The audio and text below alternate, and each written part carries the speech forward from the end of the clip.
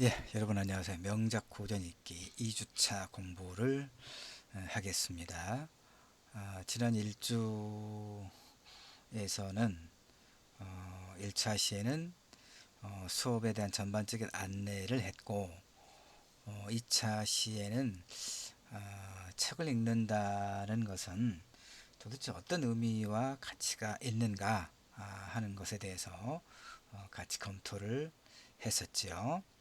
그래서 책을 읽는다는 것의 가장 궁극적인 어떤 목표는 어, 어떤 주체적 실천을 하는 그런 어떤 삶을 강조했던 것을 여러분 기억하고 계시겠죠. 2주차는 바로 그런 주체적 삶에 관한 이야기를 합니다. 그래서 1차 시와 2차 시로 나누어서 설명을 할 텐데, 일단 여러분에게 제공해 드리는 PDF 자료는 일단 하나입니다. 8페이지 분량의 사르트르의 구토. 수업 자료는 이 8페이지 자료 하나를 제공하고, 영상으로는 1차 시, 2차 시 각각 30분씩 나누어서 만들어서 여러분에게 제공합니다. 자, 사르트르의 구토. 일단 장폴 사르트르가 누구인가에 대해서 전기적인 어떤 사실을 살펴보도록 하지요. 일단 장폴 사르트르는 프랑스의 실존주의 사상가이면서 또 작가, 철학사상가, 또 작가로 널리 알려져 있는 그런 인물이죠. 1905년에 파리에서 출생을 했군요. 그런데 이제 그 성장 과정은 그뭐 평이하지는 않았어요. 2살 때 아버지와 사별을 했는데, 그 아버지가 일찍 이제 돌아가셨다는 의미죠. 그런데 나중에 사르트르는 또 이렇게 이야기합니다. 아버지 없는 어린이 시절이 오히려 축복이었다. 그렇게 이야기하면서 좋은 아버지란 이 세상에 존재하지 않는다. 참 쉽지 않은 간단하지 않은 그 의미가 내포되어 있습니다. 좋은 아버지는 이 세상에 존재하지 않는다. 조금 이따 이야기할 부분이긴 하지만 사르트르는 그래서 아버지가 되진 않았어요. 그러니까 결혼을 했지만, 물론 결혼도 이제 우리 문화권에서 말하는 것처럼 정식으로 결혼식을 하고 한 게 아니라, 아, 보바르라고 하는 굉장히 유명한 이제 또 여성학자가 있습니다. 보부아르, 시몬, 여기 나와 있죠. 시몬드 보부아르, 시몬드, 드는 이제 경칭이고요. 하여튼 보부아르, 시몬 보부아르를 만나서 결혼은, 그러니까 정식으로 결혼하지 않고 삶의 반려자로, 이걸 이제 계약 결혼이라고도 하기도 합니다. 하여튼 아버지가 되지는 않았어요. 아이를 낳지는 않았기 때문에. 좋은 아버지란 이 세상에 존재하지 않는다. 참. 하여튼 뭐 그 2살 때 아버지와 사별해서 외조부, 그러니까 외갓집 어머니의 외조부 의 이제 집안에서 자랐죠. 스라에서. 그런데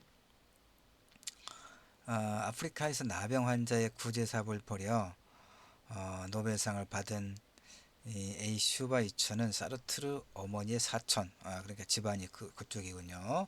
그 사르트르는 이 외조부는 아니고요. 외조부 시 슈바이처는 아니고, 하여튼 사르트르는 외조부 외할아버지의 커다란 서재에서 마음껏 책을 보는 등 이제 그런 어떤 그 자유분방 어린 시절을 보냅니다. 그런데 이제 또 11살 때 그의 어머니가 재혼을 합니다. 그러자 또다시 이방인처럼 자라게 돼요.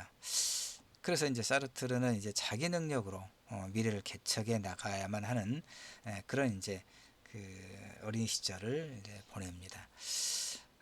뭐 전기적 사실은 상당히 긴데 뭐 이걸 다 설명할 필요는 없겠고요. 이제 그가 오늘 구토와 관련해서 그의 가장 중요한 게 이제 사르트르의 실존주의 철학이고, 이 그의 작품 구토는 바로 사르트르의 그런 어떤 실존주의 철학이 잘 구현되어 있는 작품이기 때문에 그것과 연관된 이야기만 하겠습니다. 자, 이제 자라서 파리의 명문 에콜 노르말 국립대학에 다닙니다. 그럴 때 그러니까 이제 가정적으로는 뭐 평이하지 않았지만 학교 다니면서 정말 좋은 어떤 사람들을 많이 만나요. 메를로 퐁티, 뭐 무니에 아롱, 무니에와 아롱은 내가 잘 모르겠습니다만은 메를로 퐁티는 굉장히 유명한 철학사상가죠.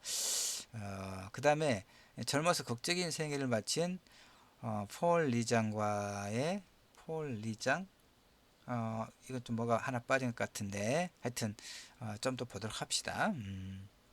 그다음에 평생의 반려자가 된 시몬드 보바르의 해우. 자, 하여튼 대학에서 근데 이제 사르트르를 보면 좀 삐딱해요. 대학에서 장학금으로 공부하는 동안에 사르트르는 다른 학생들과 교수들을 그렇게 뭐 잘 지낸 것 같진 않아요. 강의도 잘 듣지도 않고 강의를 잘 듣지도 않고, 또 단벌 옷에 슬리퍼를 끌고 다니고, 또 술을 좀 많이 마시고, 예. 그다음에 22살에 소설을 썼지만 출판사로부터 거절당하고, 그다음에 또 재수 끝에 교사 자격 시험에 합격했는데, 그 무렵에 시몬드 보바를 만나서 평생 이제 반려자로 삽니다.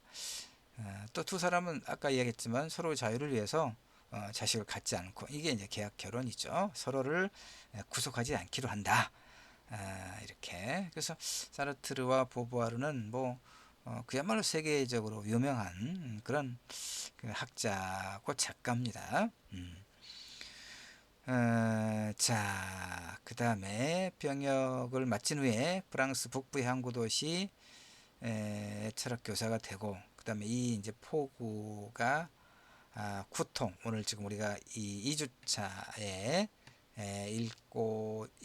읽으려고 하는 사르트르의 구토의 하나의 공간적 배경인 항구 도시 부빌의 어떤 모델이 된 그런 공간입니다. 철학 교사로 살았던. 자, 그 다음에 이제 베를린으로 1년간 유학을 해서 후셀과 하이데거를 연구하고, 저서 자아의 극복, 상상력, 이런 책들은 당시 사르트르의 현상학에 대한 심취가 나온 철학 논문이다. 자, 구토.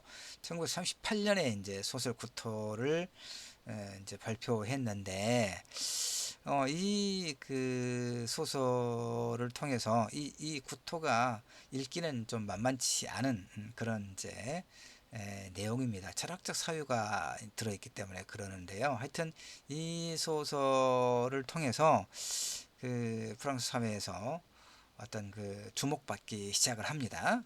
그 다음에 1940년대 초반에 독일군에 항거한 레지스탕스 운동에 직접 참여하고 또 독일군의 포로가 되기도 합니다. 그러나 41년에 수용소를 탈출해서 파리로 돌아오고 또 문필 활동을 계속하게 됩니다. 45년에는 이제 2차 세계대전이 끝나죠. 45년부터는 또 교수직을 그만두고 또 자유문필가로 그냥 작가로 살았다는 얘기입니다. 또 흥미로운 게 뭐냐면 사유재산제를 반대했어요. 사르트르는. 그래서 집 대신에 호텔에서 지내고 카페에서 일하고 식당에서 식사를 하고 그 다음에 52년에는 공산주의 운동에도 가담했지만 스탈린 치하의 소련의 어떤 교조주의적인 공산주의의 염증을 느껴서 당을 이제 이탈하죠. 같은 시대의 실존주의 문화가 까미와 교제하면서 정치적 논쟁을 벌이기도 하고, 그러다 나중에 또 까미와 이렇게 또 갈라섭니다. 하여튼 사르트르는 또 1964년에 노벨 문학상을 이제 수상자로 결정이 됐는데 또 그 상을 거절합니다. 왜 거절해? 노벨 문학상을 거절한 사람이 두 사람이 있는데, 한 사람은 지금 내가 잘 모르겠군요. 하여튼 쉽지가 않죠. 우리나라 같은 경우는 노벨 문학상을 지금 노벨상을 이제 김대중 대통령이 노벨 평화상을 단 한 번 받았고, 노벨 문학상은 받지도 못했죠. 다른 상도 그렇고. 그런데 그러니까 노벨 문학상은 그야말로 이제 어쨌든 뭐 세계적으로 잘 알려져 있는 그런 그런 명예스러운 상으로 알려져 있죠. 제도권에서. 그리고 상금만 하더라도 우리나라 돈이 13억 원이나 되는데 사르트르는 이걸 거절합니다. 노벨상이 서구 작가들에게만 치우쳐 있어서 공정성을 잃었다. 좀 대단한 인물입니다. 사르트르가 이런 걸 보면. 자, 그래서 사르트르의 주장은 뭐냐면 실존주의는 휴머니즘이다 해서 자신의 그런 실존주의 사상을 이제 설명을 합니다. 그래서 이제 이 실존주의는 휴머니즘이다 해서 문학자의 사회 참여, 사회 참여에 대해서 이야기합니다. 사회 참여는 이제 그 안가주망이라고도 하고, 그래서 이제 실천 문학이라고도 이렇게 우리가 번역을 하기도 합니다. 그러니까 일테면 문학에 대해서 이제 크게 보면 서구도 그렇고 우리도 그렇고 크게 한 두 가지의 관점이 있습니다. 뭐 두 개만 있는 건 아니지만 크게 이제 크나큰 어떤 중심적인 흐름을 보면 소위 이제 순수 예술, 순수 문학을 주창하는 이론가와 작가들이 있습니다.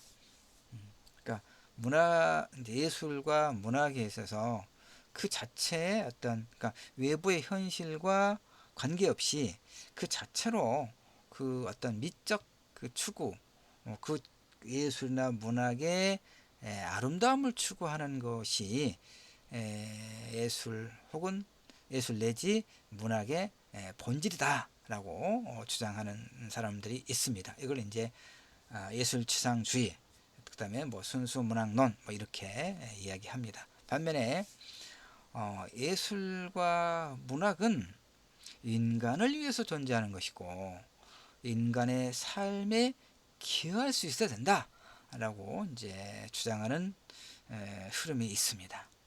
그래서 사르트르는 그럼 어느 쪽이겠습니까? 문학의 사회적 실천을 중요하게 생각하는 그런 생각을 갖고 있는 것이죠. 그래서 우리나라도 마찬가지입니다.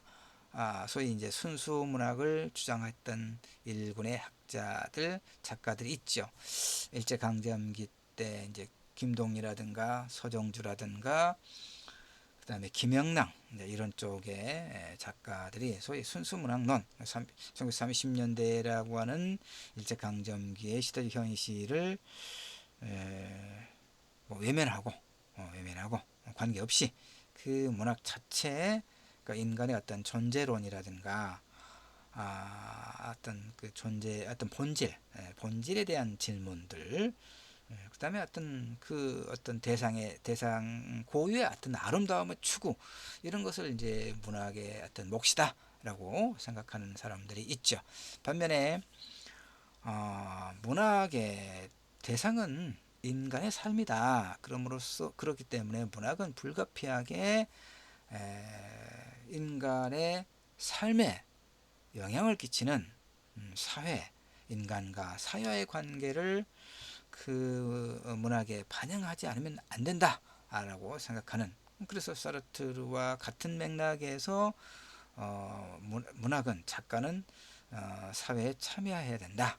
실천 문학 이렇게 주장하는 것이죠. 이게 이제 리얼리즘 문학이라고도 합니다. 자, 이런 흐름이 사르트르 문학의 큰 어떤 그 흐름이다라고 여러분이 이해를 하시면 되겠습니다. 자, 존재는 우연이다. 이제 사르트르가 말하고 있는 이 실존주의 철학의 이제 핵심적인 어떤 언명들 중에 하나가 또 존재란 우연이다 이런 얘기입니다. 자, 인간의 의식과 그 의식 밖에 있는 대상은 어떤 관계에 있을까, 여러분? 자, 훗설은 현상학자, 철학자 훗설은 그의 이제 이론 현상학에서 대상이란 항상 의식에 의해서 구성된 것이다, 이렇게 이야기합니다. 대상이란 항상 의식에 의해서 구성된 것이다. 어, 이것을 그 조금 달리 이제 이야기를 하면, 아, 우리 문화권에서 무지개의 그 색상을 구분하는 언어가 몇 가지 있습니까, 여러분? 7가지가 있죠. 빨주, 노초, 파남보, 7가지. 예. 그런데 또 다른 언어 어떤 문화권에서는 5가지인가 있다고 그래요. 그런데 뭐 5가지든 7가지든, 그러면 빨주, 노초, 파남보, 무지개 색깔이 이 7색깔만 가지고 규정될 수 있는 것인가 하면 그렇지는 않겠죠. 빨주, 빨간색과 주황색, 그 사이에 있는 그 규명할 수 없는 그 색이 있죠. 그런데 우리가 갖고 있는 언어가 그게 무슨 색이다라고 규정을 못해요. 즉 언어가 없는 거죠. 그러니까 빨주, 노초, 파남보라고 하는 7가지 무지개 색깔을 규명하는 언어는 이렇게 가지고 있는데, 그 겹치거나 또 그 사이에 있는 그 색에 대해서는 우리가 무엇으로 불러야 할지 언어를 갖고 있지 못해요. 그러니까 이게 언어가 가지고 있는 어떤 본질적인 한계겠죠. 그러면 자, 훗설은 대상이란 항상 의식에 의해서 구성된 것이다. 그러니까 어떤 대상은 아까 이제 무지개색 7가지를 가지고 내가 이야기를 했는데, 그러니까 무지개라고 하는 어떤 대상은 우리가 그 무지개는 어떤 색깔인가 와 관련해서 이야기를 할 때 이 무지개의 색깔을 규정하는 7가지의 언어 외에는, 언어만 가지고 그 무지개의 색을, 무지개의 그 색상을 규정한다, 이런 얘기죠. 그러니까 언어가 없으면, 이게 이제 극단적으로 이야기하면 언어가 없으면 어떤 대상, 사물은 없다, 이렇게 말할 수도 있겠죠. 어, 그러나 어쨌든 후설은 그렇게 이야기합니다만은, 사르트르는 대상이 우리의 의식밖에 실제한다, 실제로 있다는 얘기죠.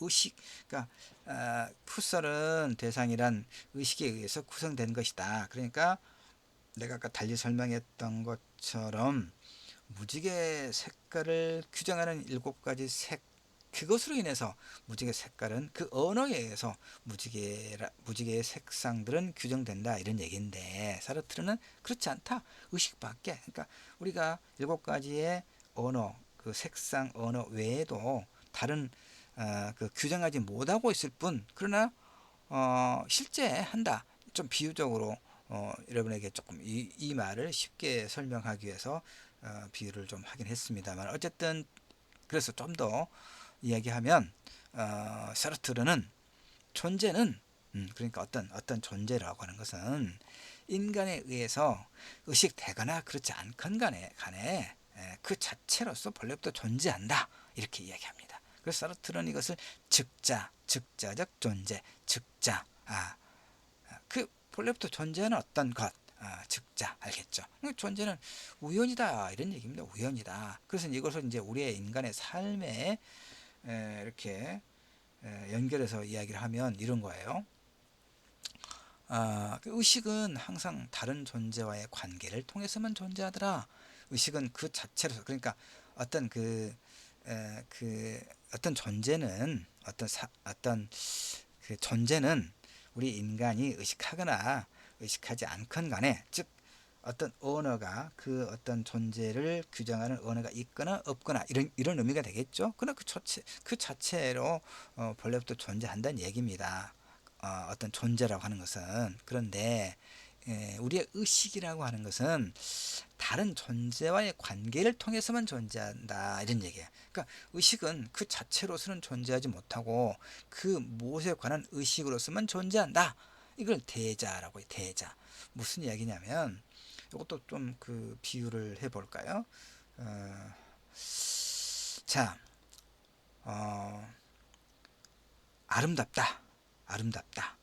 우리가 그렇게 이야기합니다.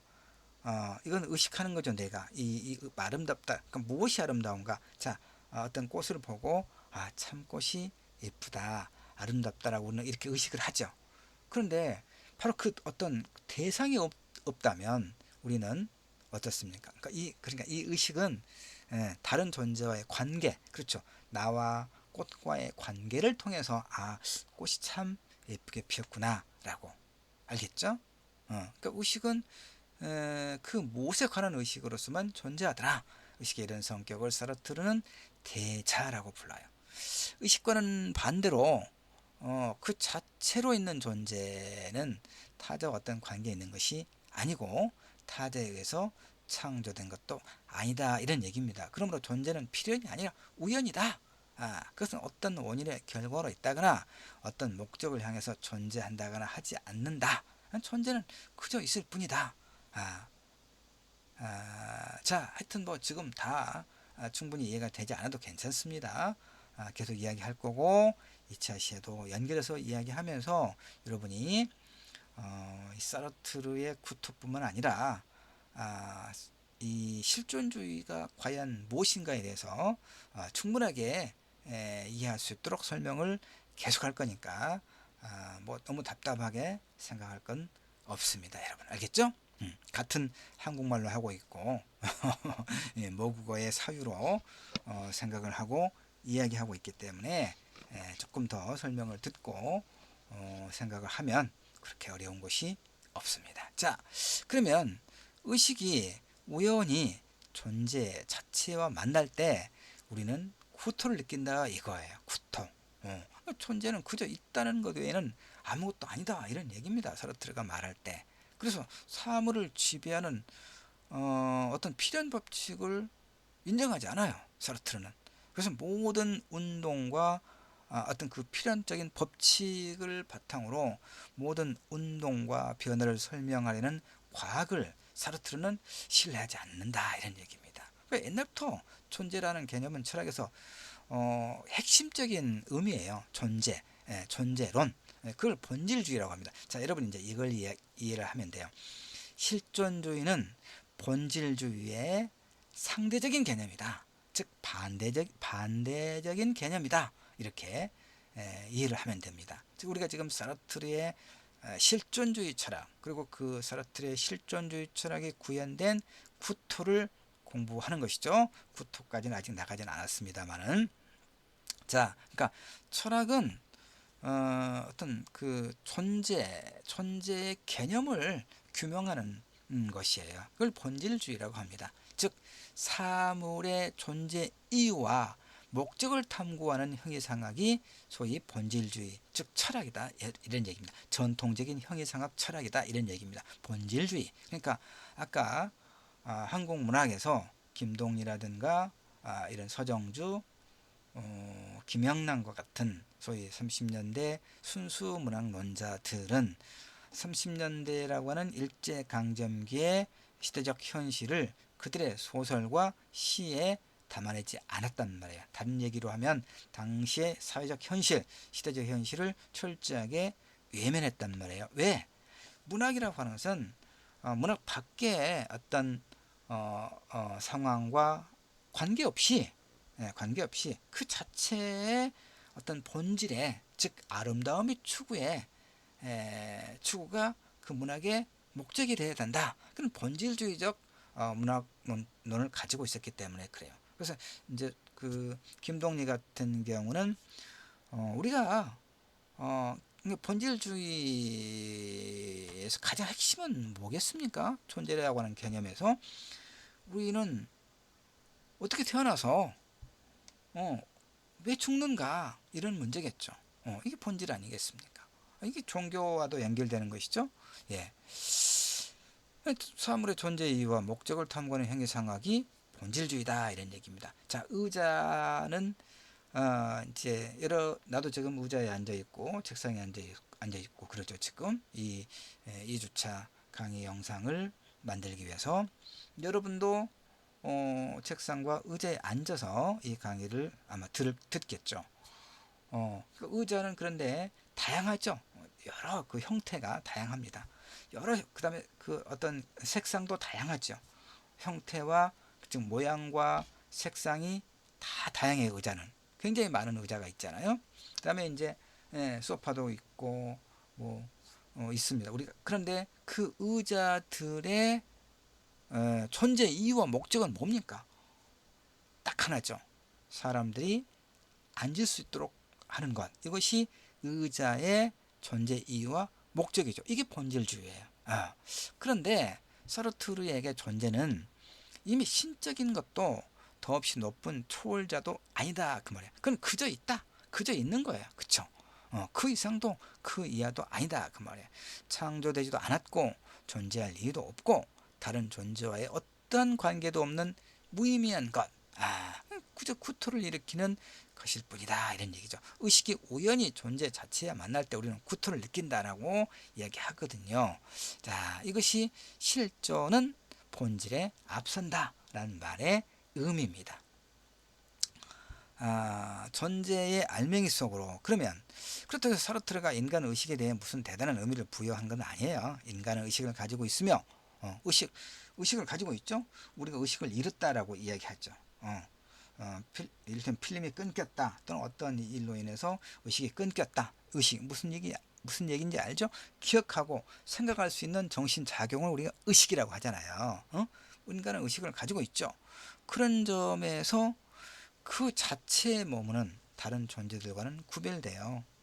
그러나 이 의식은 즉자 그 존재 그 자체인 대자는 의식하는 존재 다른 존재와의 관계 속에서 의식하는 존재를 대자적 존재 대자 이 의식은 즉자 그 존재 그 자체인 즉자인 존재의 축소 또는 약탈과 같다. 자, 과일을 파먹는 벌레와도 같이 이것은 존재의 알맹이 속으로 의식에 물을 끓여들이더라 이 말인데 이걸 좀 설명을 해봅시다. 존재의 알맹이 속으로 이 말이 무슨 의미인가?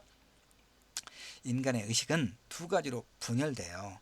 예를 들어서 우리가 어떤 대상을 의식할 때 우리는 동시에 의식하고 있다는 사실을 스스로 의식하죠. 그렇죠? 자, 아까 내가 어떤 꽃을 예로 들었는데 의식과 관련해서 자, 우리 시야에 어떤 꽃이 보여요. 그렇죠? 그러면 우리는 이제 아까 뭐 꽃을 보고 뭐 그때 대체로 꽃을 보고 우리가 참 예쁘다, 아름답다 이렇게 일반적으로 느끼잖아요. 이렇게 생각을 하잖아요. 의식을 하잖아요. 근데 우리는 바로 꽃이 참 예쁘구나라고 의식을 하면서 그렇게 의식하고 있다는 것을 스스로 의식해요. 알죠? 무슨 말인지 알겠죠? 의식은 밖에 있는 대상을 향하거나 혹은 나 자신을 향하게 돼요. 그러니까 밖에 있는 대상, 그 다음에 나 자신. 그러니까 둘은 서로 떨어졌다고 볼 수도 없고 그렇다고 하나라고 볼 수도 없죠. 즉 의식하는 어떤 내가 의식하는 대상과 내가 그걸 의식하고 있다고 하는 내 의식 이 둘은 이렇게 이걸 무라고 하죠. 무. 자, 의식은 다른 것뿐만 아니라 자기 자신에 대해서도 항상 무를 끼어들게 해서 그를 두더라 이런 얘기입니다. 근데 우리 인간은 즉자로 되기를 원하는 것이 아니라 즉자가 뭐였습니까?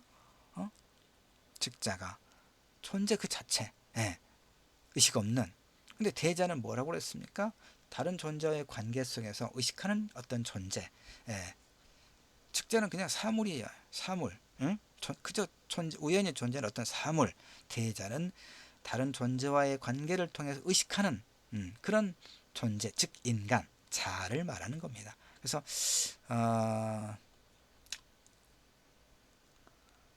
예, 자 여기까지만 여기 한 문단까지만 설명을 하고 쉬었다가 2차 시에서 하도록 해야겠습니다. 자, 이 한 문단 봅시다. 인간이란 자유가 선고된 존재다. 자, 사르트르는 이러한 인간에 대해서 다른 사물처럼 존재하는 것이 아니라 실존한다. 그러니까 다른 사물은 그냥 의식 없이 생각 없이 그저 우연히 존재할 뿐이에요. 알겠죠? 근데 인간은 실존한다 이 말. 실제로 구체적으로 눈앞에 존재한다 이 말이에요. 의식하면서.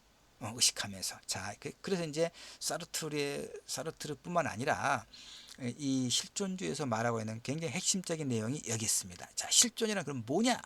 저 인간은 미래를 향해서 끊임없이 자기 밖으로 자기를 내던지는 그런 존재다 이 말이에요. 즉 기투, 기획투사, 기투하면서 현재를 뛰어넘는 그런 존재다 이런 얘기죠. 그러니까 인간이란 스스로 만들어가는 것 이외에 아무것도 아니다 이 말이에요. 이 2주차를 시작하면서 내가 했던 주체적 삶이라고 하는 게 바로 이거죠. 수화물의 경우에는 과거의 원인이 현재의 결과를 규정한다 그 말이에요. 지금 무슨 얘기냐, 나무를 베어서 그 나무를 깎아서 의자를 만든다 이런 얘기예요. 알겠죠? 하지만 인간의 행위는 미래가 현재를 규정한다 이런 얘기입니다. 그러니까 내가 무엇이 되고자 하는가, 내 목표하는 삶을, 그 목표를 정하고 그 목표를 이루기 위해서는 어떠한 선택지가 있는가를 내가 스스로 선택하는 것이죠. 이거예요. 인간은 미래의 많은 가능성 가운데 어느 하나를 선택해서 자기를 내던지는, 즉 기투하는 그런 존재다 이런 얘기죠. 이게 선택이죠. 선택. 자, 여기까지 해서 일단 2주 우리 명작 고전 읽기 2주 1차 시는 일단 마치고 잠시 쉬었다가 2차 시에서 연결해서 계속 시작을 계속 이야기하겠습니다. 일단 상당할 정도로 이해는 되지 않았나 이런 생각을 하긴 합니다. 자, 고맙습니다. 좀 쉬죠.